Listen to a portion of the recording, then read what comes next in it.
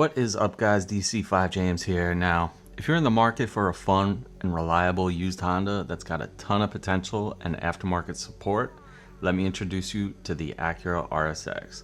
Now, personally, I've had a few of these over the years. I bought my first Type S in 2004, brand new, and my current one is also 2004, and it's got over 195,000 miles on it. I've done a lot of mods on it. Check the channel. Still working on it, build in progress, but there's a few things you need to know if you're looking to buy one of these. So in this video, I'm giving you my top 10 tips for buying an Acura RSX. It's gonna save you both time and money. And like I said, I've owned a couple of these over the years, so I kind of know what I'm talking about with these. So hopefully this helps. Let's get started. Alright, so first things first, let's talk about the model years. So the RSX was produced from 2002 to 2006. 2002 to 2004 models had the headlights and taillights with the more circular features on them, and the facelifted 2005 to 2006 models, they had kind of the straighter lines on the headlights, a little bit more modern.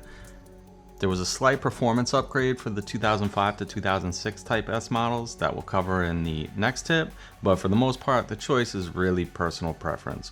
All model years are highly reliable, and there's really only subtle differences between pre and post facelift models. All right, let's talk about the two trim models. You had the base model and the Type S. The Type S was the sportier version with the higher revving engine, more horsepower, while the base model was less powerful. Both trim levels came with a 2-liter naturally aspirated inline 4-cylinder known as the K20. The base model came factory with 160 horsepower, 141 pound-feet of torque.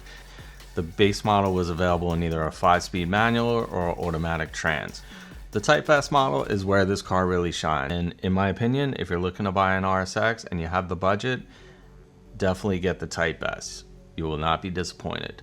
The 2002 to 2004 Type S offered 200 horsepower with 143 foot-pounds of torque, while the 2005 to 2006 came with an extra 10 horsepower at 210. Type S models were only available with a 6-speed manual transmission. Now, like any used car that's pushing 20 years old, the RSX can suffer from rust, especially if you're in areas with harsh winters where they heavily salt the roads. Be sure to check the underside of the car, the wheel wells, the rocker panels for any signs of corrosion. One of the most common areas for rust that we see in these older Hondas is near the rear quarter panels. It's usually caused by water getting into the trunk, typically from leaking taillight gaskets. Another common area that we see rusted is the radiator T-support bar, especially the bottom mounting bolt. When this T-bar gets rusted out, it can cause the latch for the hood to fail, causing the hood to fly up while driving, breaking the windshield, and possibly worse. Now, another thing you're going to want to look for on these cars is oil leaks. Some of the most common areas that we see oil leaks on these cars is the valve cover gasket, as well as the VTEC solenoid, which is on the rear of the block. There is a gasket in there, and over time, these gaskets start to wear out, they get brittle, and they start to leak. Anybody should be able to change out that VTEC solenoid gasket with some hand tools.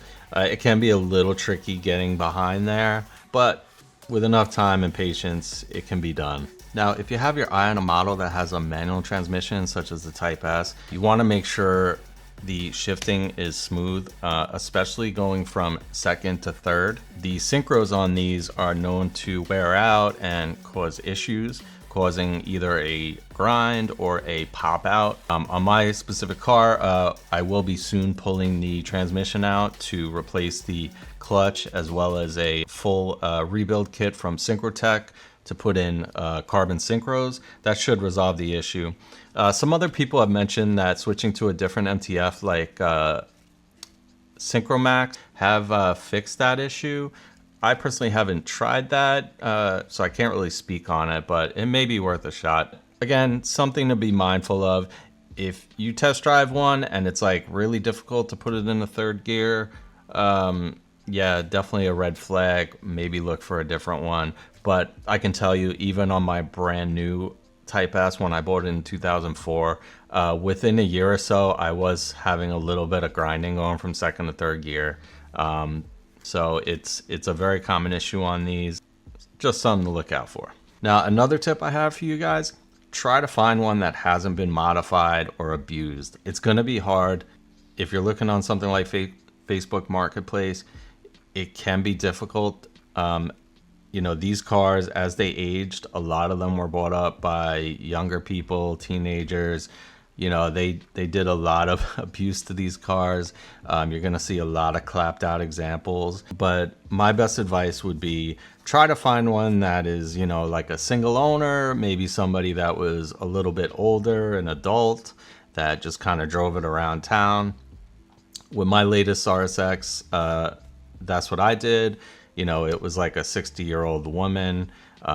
She was the single owner, and, you know, she drove it around town, and it was not abused at all. I try to get OEM whenever possible. You definitely want to stay away from things like Amazon parts. You're going to end up with a lot of problems. eBay is a good source, and there's also some online Honda Acura dealers which will sell you brand new OEM parts, but you're going to find that some of these parts are no longer made. They're discontinued because the car is just, you know, older.